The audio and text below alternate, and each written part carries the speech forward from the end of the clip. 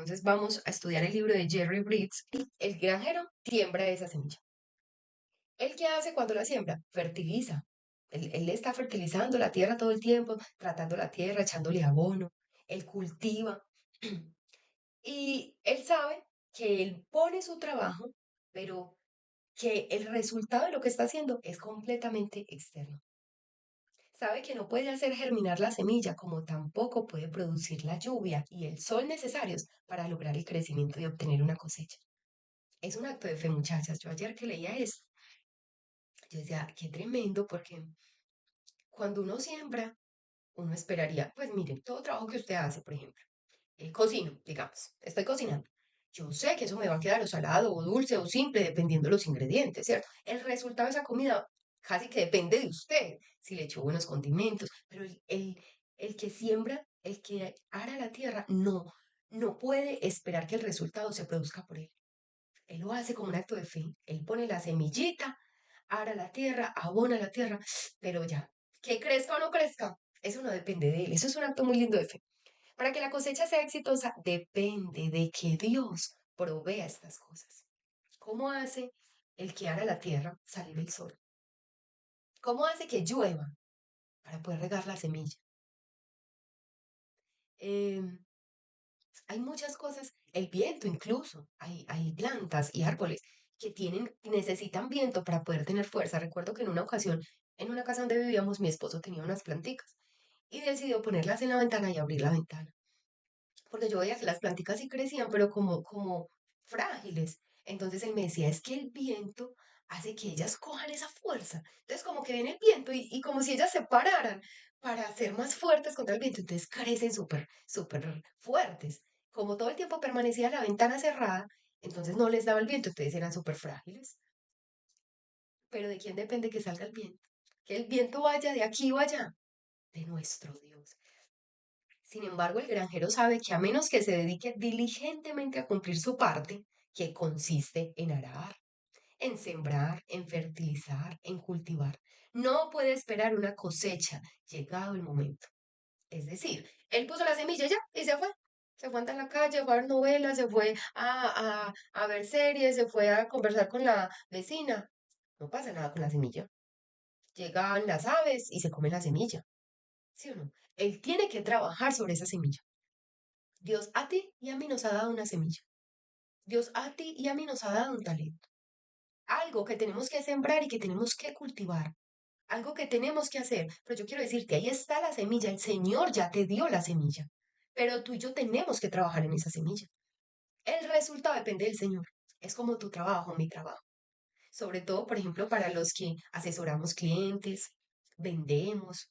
Si usted va y asesora a un cliente, de ti no depende que esa persona compre o no compre. Por ejemplo, Aleja en la farmacia. Si asesora a un cliente, de ella no depende, pero ella tiene que hacer su trabajo y hacerlo también. Tiene que entrenarse, tiene que estudiar sobre los componentes de esos medicamentos. Ella tiene que entrenarse en lo que cabe, en lo que ella puede, y Dios se encarga del resultado. En lo mismo, en lo que tú hagas. Criar tus hijos. Miren, muchachos, hay una tarea que me parece admirable en la vida y es criar hijos. Yo no sé cómo hacen los papás, yo no sé cómo hacen las mamás ahora con Sophie. Yo digo, tú le siembras, tú le enseñas. Mi mamá dice, yo no sé, tiene tres hijas, somos tres hermanas, y a todas tres nos educo igual, pero todas tres somos tan diferentes. Entonces mi mamá dice, pero esta, ¿por qué si hace esto y estas no? ¿Por qué esta sí es así y estas no? Ella se encargó de sembrar las semillas, ella se encargó de enseñar a ser ordenadas, ya cada una toma su decisión. Así pasa con lo que tú y yo hacemos. Nosotras nos encargamos de hacer nuestro trabajo. Haz lo que te corresponde. Haz lo que te corresponde con ese esposo áspero, ese esposo que a veces es grosero, ese esposo que no te atiende. Haz lo que a ti te corresponde.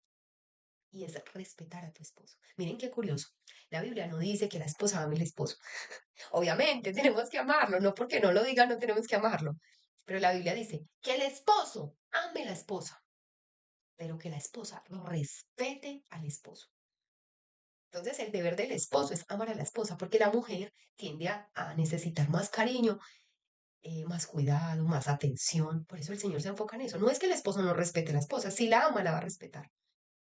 Y la esposa, el esposo no necesita tanto, Hay mujeres, hay esposas muy melosas, hay otras que no son tan melosas. Pero el esposo no necesita tanto ese que la esposa que sea tan melosa, necesita más que lo respete. Por eso nosotras tenemos que trabajar en el respeto. Entonces, ese respeto al esposo, muchachas, Dios se encargará de que tu semilla dé resultado. Dios se encarga, es como cuando predicamos la palabra. Nosotros no podemos forzar a la gente a recibir al Señor. Nosotros no podemos forzar a la gente a que decida entregarle su vida al Señor, pero vamos a sembrar la semilla. La palabra de Dios es la semilla. Entonces yo le hablo de que hay un Cristo maravilloso que dio su vida por él, por ella. Y le hablo del Evangelio y esa persona, conforme a la obra del Espíritu Santo en su vida, va a recibir al Señor. Entonces, en cierto sentido, el granjero está en sociedad con Dios. Yo quiero que escuches eso. Tú y yo estamos en sociedad con Dios. En lo que hagamos, mira lo que nos dijo el Señor ahorita en el Salmo. El que está en el Señor, el que medita en su palabra, el que lo ama, el que dice, Señor, tú eres mi vida. Y yo quiero meditar en tu palabra, yo quiero aprender más de ti. Todo lo que hace prospera, porque estamos en sociedad con el Señor. Tú y yo estamos en sociedad. Él es nuestro socio mayoritario, principal. Tanto que si él se fuera, muchacha, se quiebra este negocio. El chozo decae. Él es nuestro socio mayor. Él tiene que ser tu socio mayor para edificar tu casa. Él tiene que ser tu socio mayor para enseñarle a tus hijos. Él tiene que ser tu socio mayor para tratar a tu esposo, para hacer tu trabajo. Por eso no podemos dejar al Señor fuera de la ecuación de nuestra vida, en todas las áreas de nuestra vida. Como enseñaba mi esposo esta semana, ese corazón que le falta de un rompecabezas, que le falta esa pieza principal del centro. Él es esa pieza y él lo ocupa todo. Y solo obtendrá los beneficios que le corresponden si cumple la responsabilidad que le cabe a él. Entonces tú y yo solo obtendremos beneficios, muchachas, si cumplimos la responsabilidad que nos corresponde. Yo le decía al Señor esta semana, tú me ves trabajando. Y así, yo hablo con él así como si estuviera hablando contigo. Yo le dije, y yo le señalo al cielo y yo le hablo como si fuera una persona. Yo le decía, tú me has visto, me has visto, has visto que me he detenido. No, no me he detenido, no he parado. Tú te encargarás de los resultados. Porque yo he trabajado, yo he hecho mi parte. Y yo sé que tú te encargarás de los resultados. Eso que yo le estoy recordando a él que se tiene que encargar de los resultados. No, ni riesgos. Yo no tengo que recordarle a él nada. Yo me recuerdo a mí. Y eso me da una confianza, muchachas. Eso me da una seguridad. Tú vas a hacer lo mismo. Tú vas a decir, Señor, tú sabes que yo le he enseñado a ella, le he enseñado a él cuando nos referimos a los hijos, a que sean personas honradas. Yo les he enseñado principios. Yo les he enseñado tu palabra. Tú te encargarás de ellos. Tú te encargas de sus vidas. Señor, yo he respetado a mi esposo. Yo lo he tratado bien. Yo lo he atendido. Tú te encargarás de eso. Alguien decía esta mañana, Señor, yo he visto cosas que podrían hacerme huir, correr, pero yo estoy a la espera. ¿Qué es lo que tú decides? Esa persona tiene, muchachas, motivos de sobra para salir corriendo, pero ¿qué ha decidido hacer? Esperar en el Señor. Señor, en este tiempo yo voy a buscar tu respuesta, yo voy a buscar tu palabra, yo voy a estar en comunión contigo, en ayunos, y Señor, tú responderás, tú decides, pero yo hago mi parte, yo hago mi parte. Es lo mismo con las luchas que tú tienes y las luchas que yo tengo. Podemos cambiar muchas cosas inmediatas en nuestra vida, no, muchachas. Va a ser pasito a pasito, pero va a ser de su mano. Y tú y yo nos vamos a esforzar y tú y yo lo estamos buscando y se la estamos metiendo toda. Él se va a encargar de que tú y yo en algún momento digamos, ay, mira, qué bendición, mira, ya no reacciono así, yo ya no hablo así, esto ya no me hace falta y me hacía daño o cualquier cosa en la que tú necesites cambiar. La actividad agrícola es una empresa compartida entre Dios y el granjero. Y así es nuestra vida y así es lo que hacemos. El granjero no puede hacer lo que tiene que hacer Dios. Por eso nosotros no podemos ayudarle al Señor, muchachos. Meter la mano y decir, no, es que, entonces, por ejemplo, tenemos una situación económica difícil. Yo no puedo ayudarle a Dios yendo a un pagadiario, por ejemplo. Esta semana alguien me llamó y me dijo, Chelsea, necesito un dinero. Chelsea, préstame ese dinero. Yo no, mío. No, la verdad, yo no tengo ese dinero pues para prestarte. Yo le decía, pero pilas, no te vas a desesperar. No te vas a ir para donde un pagadiario. Porque entonces, ¿qué estaríamos haciendo? Ayudándole al Señor supuestamente. Meto la mano en el asunto. El Señor tiene el control. El Señor tiene el control y Él va a obrar conforme a su voluntad. Lo mismo que hablábamos la vez pasada, no porque tengo una situación, debo ir a buscar al brujo. al que me lea la mano, al que me haga un rieguito, un bañito, un no sé qué, una oracioncita, y que no son oraciones conforme a la palabra y no son personas que buscan a Dios sinceramente. No le ayudes al Señor, porque lo que hace eso es que empeora la cosa. Resulta que una vez llega una familia, tenían una gallinita.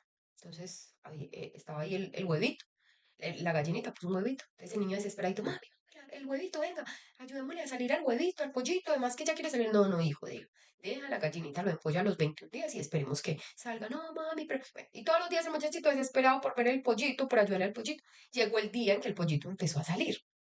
Con el piquito empezó a romper el cascarón. Y el niño ahí a la expectativa y la mamá no estaba. Y ahí, y él mirando cómo el pollito iba saliendo, obviamente. Yo no sé si ustedes han visto salir un pollito, un huevito, además que sí. Y él así como con esa lidia, ¿cierto? Como si les diera lidia. Entonces el niño se desesperó tanto que empezó a ayudarle y empezó a quitarle la cascarita. Y salió el pollito, pero el pollito no se paraba. Y ahí acostadito, acostadito. Y la mamá le dijo, ¿qué pasó? Le dijo, ay, es que él no era capaz de salir, entonces yo lo ayudé. Y al otro día el pollito murió. Y entonces el niño todo triste, mami, ¿por qué el pollito murió? Le dijo, porque tú le ayudaste.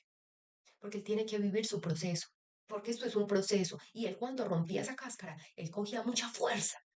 Si hubieras dejado que él saliera solito, él tenía la fuerza para pararse. Todo eso le ayudaba. Muchachas, el tiempo de Dios es perfecto. No tenemos que ayudarle, porque lo único que hacemos en la ayuda, supuestamente, es acabar dañando o retrasando la bendición o dañando la bendición que tenía el Señor para nosotros. No podemos acelerar el proceso. Solo confiar en el Señor y hacer nuestra parte. Dios no va a hacer lo que tendría que hacer el granjero. Dios no va a hacer el trabajo del granjero. Mire, muchachas, si mi trabajo es aquí, llamar, conseguir gente, Dios no se va a venir a hacer las llamadas por mí. Dios no se va, si tu trabajo es, no sé, cualquier cosa. Por ejemplo, confecciones, Dios no va a ir a coser por ti. Ese es nuestro trabajo, esa es nuestra parte y el Señor es tan respetuoso. Él dice, tú haces tu parte, yo me encargo de mi parte. Y a ti y a mí realmente nos queda, nos toca, nos corresponde lo más fácil. Hacer nuestro trabajo, lo que sabemos hacer. Él no nos pide una cosa exagerada, difícil. No, haz lo que tú sabes hacer y déjame a mí el resto. Déjame a mí el resultado, déjame a mí el milagro, déjame a mí la sanidad, déjame a mí el cambio del hijo, déjame a mí el cambio del esposo, déjame a mí proveer a tu situación económica, déjame a mí eso, tú haz lo que a ti te corresponde. Y eso es confianza.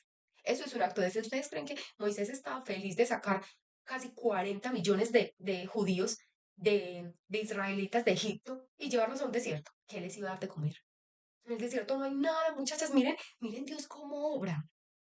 ¿Por qué no los llevó a otra ciudad donde haya agüita, donde haya comida? ¿Por qué se los lleva para el desierto? ¿Por qué si en el desierto no hay? Y no podían matar las ovejas que tenían, ni el ganado, porque era para sacrificar al Señor. En ese tiempo estaba permitido por el Señor el sacrificio de animales. Después hacemos un estudio sobre eso. Pero lo que yo quiero decirte es, ¿por qué los lleva al desierto donde se iban a morir de hambre? Para que aprendieran a depender de Él. Y tú y yo no llegamos a la tierra prometida si no pasamos por el desierto. Pero en el desierto aprendemos a depender de Él. ¿Cuántas de nosotras en medio de la situación difícil, muchachas, no nos hemos acercado más al Señor? No hemos orado más, no hemos buscado más su presencia. Por eso el Señor lo permite. Porque Él es como ese padre. Hazte cuenta que tú tienes un hijo ingrato y hace tanto tiempo no te llama. No, no recibes de él un mensaje, no sabes cómo está, ni él sabe cómo estás tú. Y hay alguna forma que tú buscas de atraer su atención, si es el Señor. Él nos atrae la atención muchas veces con situaciones difíciles para que lo podamos mirar, recordar que Él está ahí con nosotros todo el tiempo.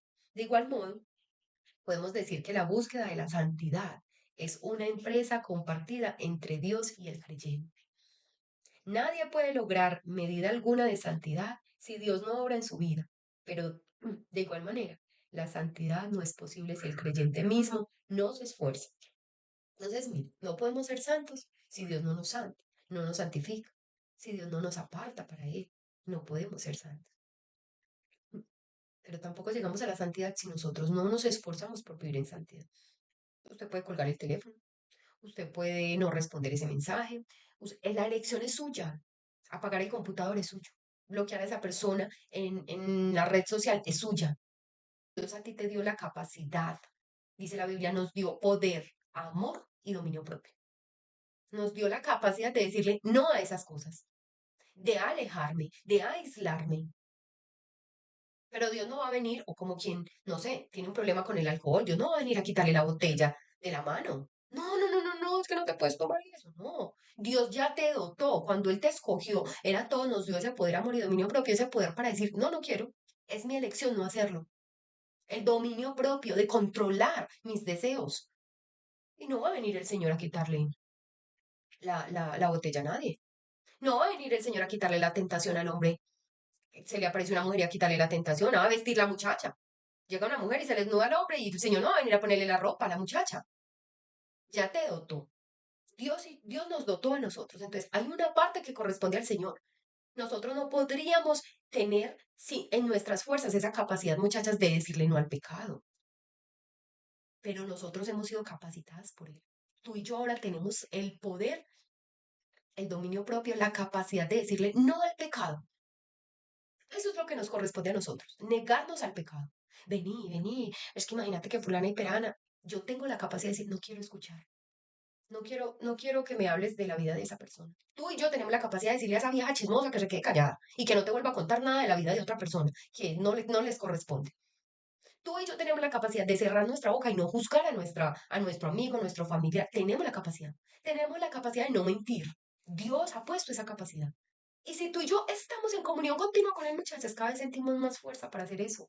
Miren, eso es una cosa poderosa, poderosa. Estar en la presencia de Dios nos da la capacidad de quedarnos calladas, de cerrar nuestra boca, de enfrentar lo que tenga que enfrentar, pero no va a decir mentiras. Es una fuerza que tú recibes de Él, sobrenatural, que tú después no te reconoces. Después dices, uy, todavía me falta mucho, pero todo lo que he avanzado, todo lo que he avanzado. Pero es tu trabajo y es mi trabajo. Dios ha dispuesto las cosas de modo que nos resulte factible andar en santidad. Oiga, Dios no nos pone ni una prueba ni una tentación, muchachas, que, pues claro que Dios no tienta a nadie. Dios permite que seamos tentados. Satanás es el que le dice, venga, yo le pongo esta pelada enfrente a ver qué hace. Listo, te doy permiso. Como con Job, ¿se acuerdan? Dios prueba nuestra fe. Claro que sí. ¿Cómo la prueba? Con las situaciones difíciles, con que a veces no lo escuchamos y no nos responde, perdón, sí o no, pero no nos tienta, pero sí permite que seamos tentados por el tentador, que el tentador es Satanás. Entonces, miren la diferencia. Dios pone a Adán y a Eva en el huerto, los probó. ¿Cómo los probó? Les puso el árbol prohibido, el fruto prohibido, ¿cierto? Y se los puso en medio del huerto. ¿Por qué nos prueba? Porque Él quiere que nosotros nos decidamos por Él. Les puso una pruebita, o sea, no los tentó. Les voy a mostrar la diferencia. No los tentó, los probó. Dijo, aquí está este árbol. Miren, hay miles, millones de árboles. Ustedes pueden comer de cualquiera. Es que eran cualquiera que podía comer, solo había uno que no podían comer. Entonces los puso a prueba. Vamos a ver si eligen obedecerme o eligen desobedecerme. Esa fue la prueba. Pero ya llega el tentador seduciendo. Esa es la tentación. Seduciendo, mintiendo, provocando. ¿Qué les dijo? Que no pueden comer, que se van a morir. Sino que él sabe que ustedes van a ser como él, van a saberlo todo, el bien, el mal. Esa es la tentación. Dios permite la prueba, pero no nos tienta. Pero sí, Dios sí nos prueba. No nos tienta, pero sí permite la tentación. Pero es tu elección y mi elección. Pero nos dio toda la capacidad de nosotros andar en santidad. Simplemente lo que va a tener que decir, no, no, muchas gracias pues querido, pero no. Muchas gracias pues serpiente, pero el Señor dijo que no, y no. Tenemos miles y miles de frutos acá. No nos interesa ese. Me como otro, ¿cierto? Pero nos ha dado a nosotros la responsabilidad de hacer la parte práctica. Esta parte no la hace Dios. Entonces nosotros hacemos la práctica. A los creyentes nos encanta hablar de lo que Dios ha hecho. Perdón, de la forma en que Cristo venció al pecado en la cruz y nos dio el Espíritu Santo para que nos proporcione el poder necesario para vencer el pecado. Eso es maravilloso.